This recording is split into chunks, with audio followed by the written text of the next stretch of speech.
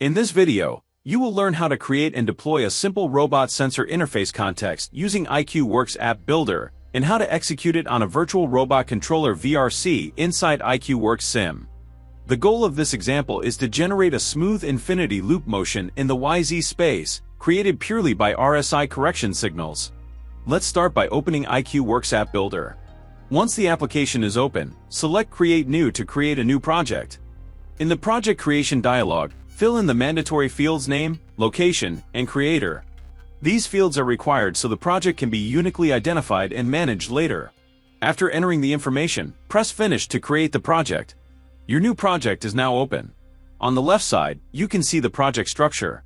Navigate to the option package RobotSensorInterface. Inside this package, locate the context folder. Right-click on Context and choose to create a new empty RSI context. Now type in the name of your RSI context and press OK. As soon as you confirm, the newly created RSI context is opened automatically in the RSI Visual Editor. In the center, you see the editor canvas where you define the signal flow. On the right side, you now have access to the RSI toolbox.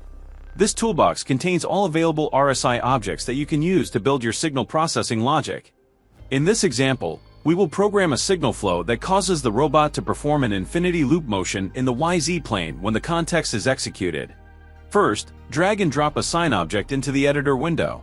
You can either scroll through the list or use the search box at the top of the toolbox to find the object more quickly. Select the sine object and parameterize it with an amplitude of 30 mm and a frequency of 0.1 Hz. This signal will later generate a smooth, oscillating motion. Next, add a second sine object to the editor. Set this one to an amplitude of 30 mm as well, but change the frequency to 0.2 Hz. Using different frequencies will create a phase-shifted motion. Now add a POSCORR object to the editor. This object is used to apply Cartesian correction values to the robot. Connect the output of the first sine signal to core Y, and the output of the second sine signal to core Z. The POSCORR object will move the robot in Cartesian space depending on the correction inputs in X, Y, Z, A, B, C. The defined reference correction system determines the orientation in which the corrections are applied.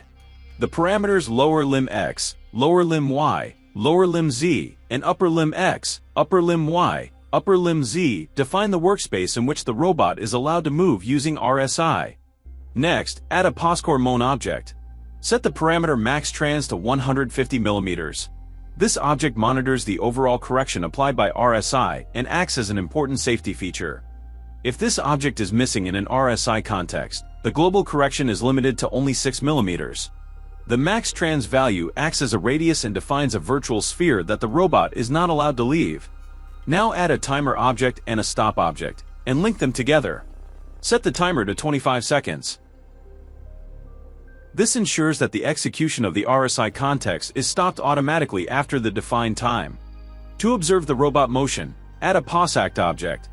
This object reads the actual robot position during execution. Then add a monitor object and connect all relevant signals to it. All connected signals will later be visible in the RSI monitor inside iiQWorks cockpit while the context is running.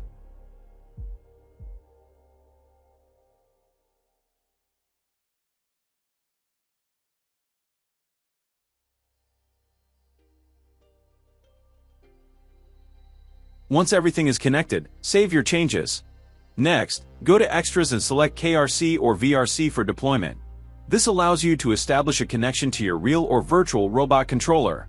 Now log in using your administrator credentials.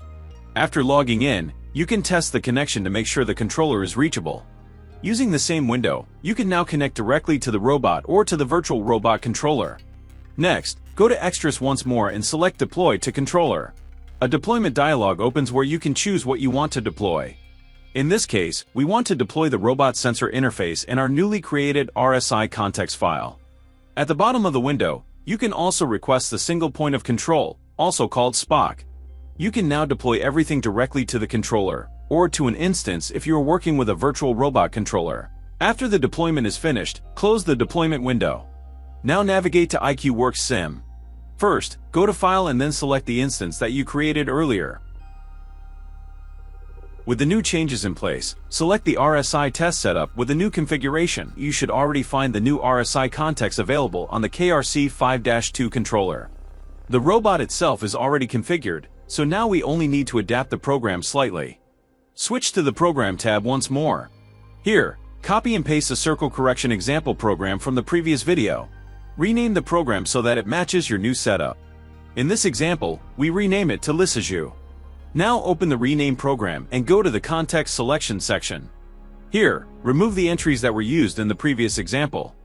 First, select the new RSI context that we just created. In this case, this is the Lissajous move context.